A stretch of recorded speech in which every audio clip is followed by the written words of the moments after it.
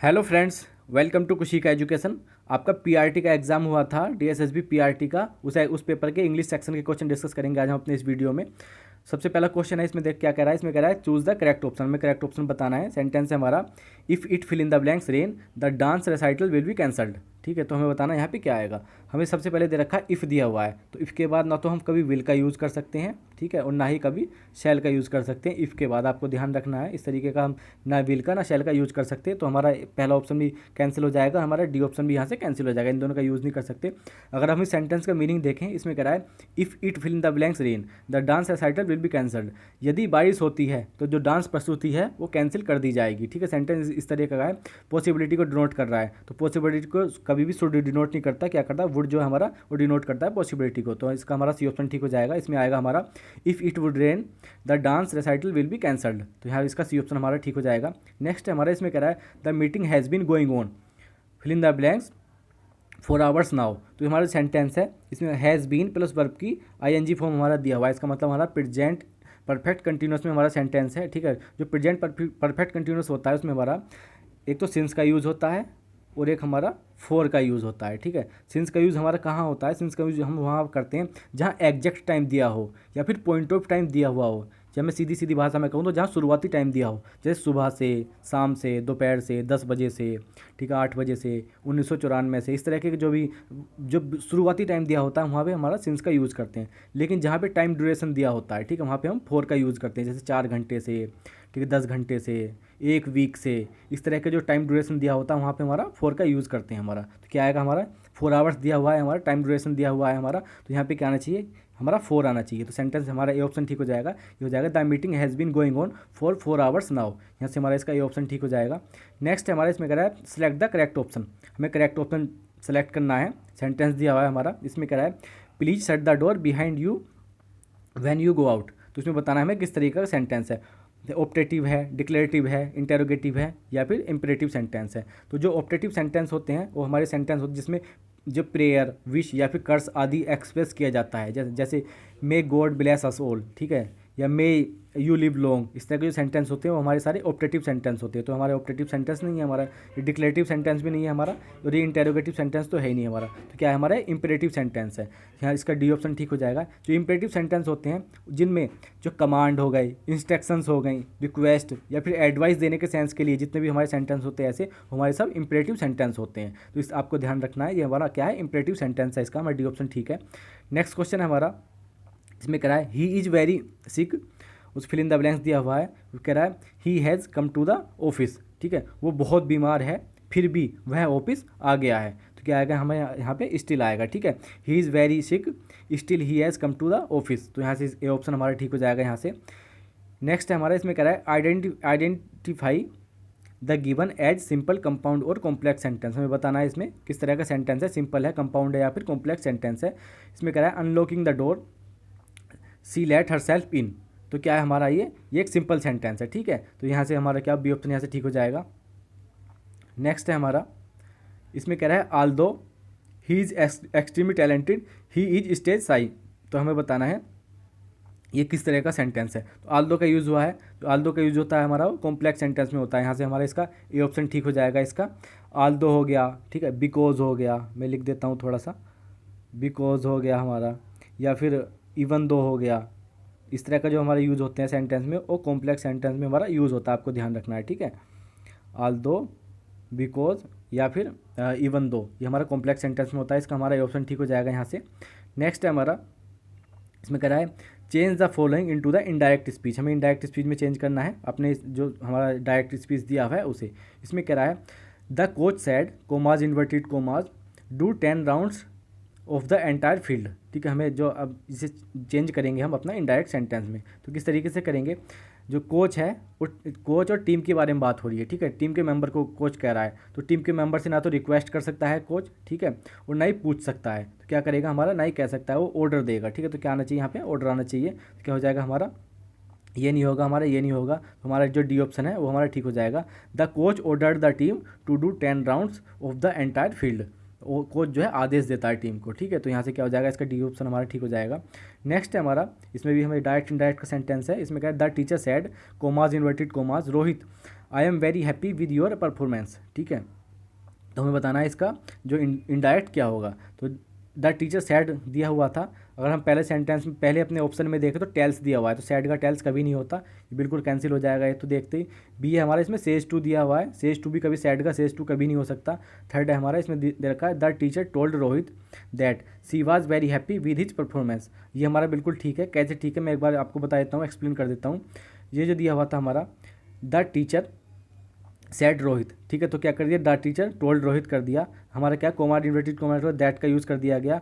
फिर जो था हमारा आई जो है फर्स्ट पर्सन है, ठीक है, आई फर्स्ट पर्सन है, हमारा जो सब्जेक्ट के अनुसार चेंज होगा, सब्जेक्ट हमारा टीचर है तो मेल भी हो सकता है फीमेल भी हो सकता है, तो यहाँ जो था फीमेल टीचर इन्होंने कंसिडर किया हुआ था तो उसकी वजह से हमारा सी आ गया, ठीक है।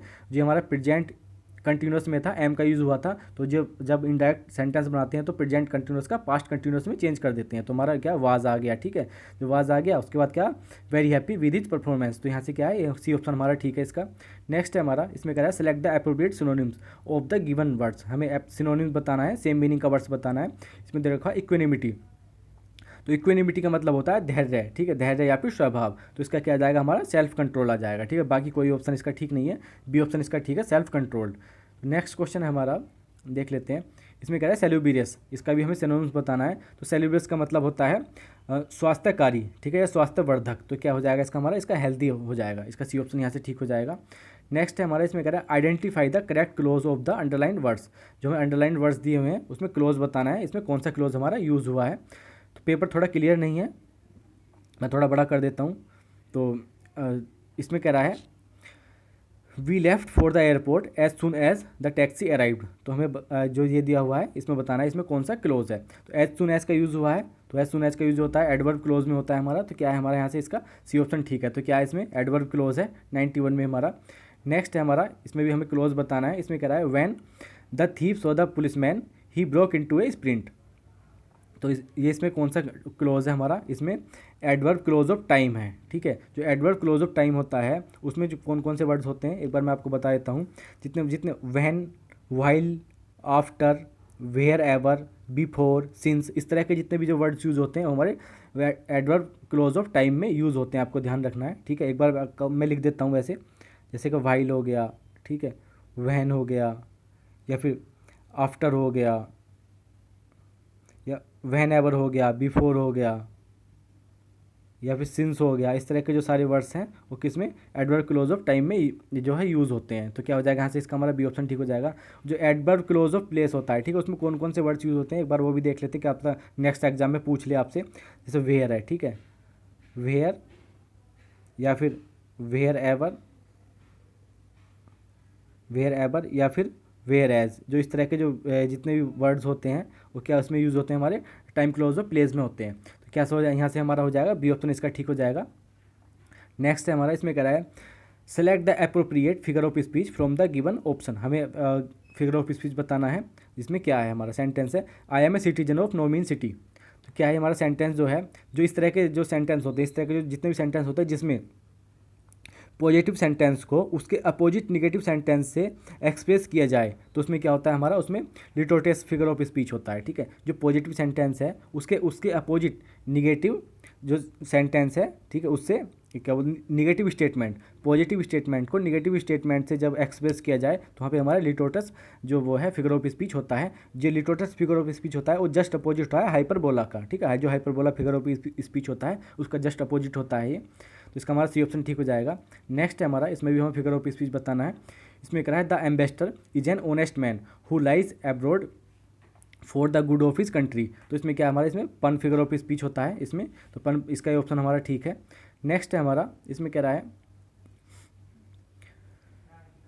Fill in the blanks with correct options, हमें करेक्ट ऑप्शन के अकॉर्डिंग अपना फिल इन द ब्लैंक्स बताना है। इस पर क्या आएगा सेंटेंस है हमारा I would have the shirt rather fill in the blank shoes, तो रादर के साथ हमेशा देन का यूज़ होता है, किसी और का यूज़ नहीं होता, केवल देन का फिक्स वर्ड है, देन का यूज़ होता है हमारा, इसका बी ऑप्शन यहाँ से ठीक हो जाएगा, रादर देन आ जाएगा यहाँ पे हमारा।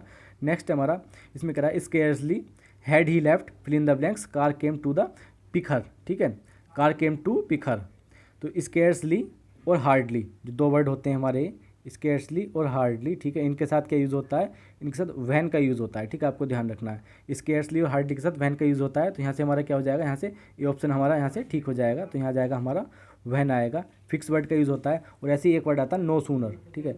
नो सूनर के साथ हो सकता है नेक्स्ट एग्जाम में आपसे पूछ लिया जाए। नो सूनर के साथ हमेशा देन का यूज़ होता है, आपको ध्यान रखना है, ठीक है। नो सूनर के साथ देन का यूज़ होता है और स्केर्सली और हार्डली के साथ हमेशा उसका वैन का यूज़ होता है। इसका हमारा क्या हो जाएगा, ए ऑप्शन यहाँ से ठीक हो जाएगा इसका। नेक्स्ट है हमारा, इसमें कह रहा है सेलेक्ट द अप्रोप्रिएट ऑप्शन, हमें अप्रोप्रिएट ऑप्शन बताना है, सेलेक्ट करना है। यहाँ पे क्या आएगा, इसमें कह रहा है athletics fill in the blanks quite popular among students. जो एथलेटिक्स है वो हमारा सिंगुलर नाउन है, ठीक है। वो एक खेल प्रतियोगिता के बारे में बात हो रही है। ये जो है जो एथलेटिक्स है ये सिंगुलर नाउन है। तो जैसे कुछ वर्ड इसमें एस लगा हुआ है, एस लगे हुए कुछ कंफ्यूजिंग वर्ड्स होते हैं, जैसे कि जो नेम ऑफ स्पोर्ट्स के नाम होते हैं ना, जैसे बिलियार्ड्स हो गया, एरोबेटिक्स हो गया, इनके साथ एस लगा हुआ होता है, लेकिन ये क्या होता है, सिंगुलर नाउन होते हैं, ठीक है। तो इनके साथ हमारी क्या आती है, हमेशा सिंगुलर वर्ब आती है। तो क्या जाएगा हम भाई, यहाँ हमारे ईज आएगा, ठीक है। यहाँ पे क्योंकि आर नहीं आ सकता, वर्ड नहीं आ सकता, और वाज क्योंकि ऐसा मेंशन नहीं किया कि कोई पास्ट की कुछ ऐसी घटना हो, तो ऐसा मेंशन नहीं है, तो यहाँ से ईज आ जाएगा हमारा। Athletics is a quite popular among students. तो क्या था, एटलीस्ट हमारा सिंगुलर नाउन था, इसलिए इसका हमारा यूज़ हुआ है यहाँ पे। नेक्स्ट है हमारा, इसमें कह रहा है several new products fill in the blanks introduce by the company last month. तो लास्ट मंथ की बात हो रही है, तो यहाँ इन्होंने डिनोट कर दिया कि पास्ट की थोड़ी बात हो रही है हमारी। तो इसमें कह रखा है सेवरल न्यू प्रोडक्ट्स। तो सेवरल न्यू प्रोडक्ट्स का मतलब है ये प्लूरल है, ठीक है। जब प्लूरल है तो पास्ट की बात हो रही है, तो हमारा इज और आर का यूज़ नहीं होगा। प्लूरल है तो हमारा वाज का यूज नहीं होगा, वर का हमारा यूज़ हो जाएगा। Several new products were introduce by the company last month. इस तरीके से हमारा सेंटेंस हो जाएगा, इसका ऑप्शन हमारा ठीक हो जाएगा।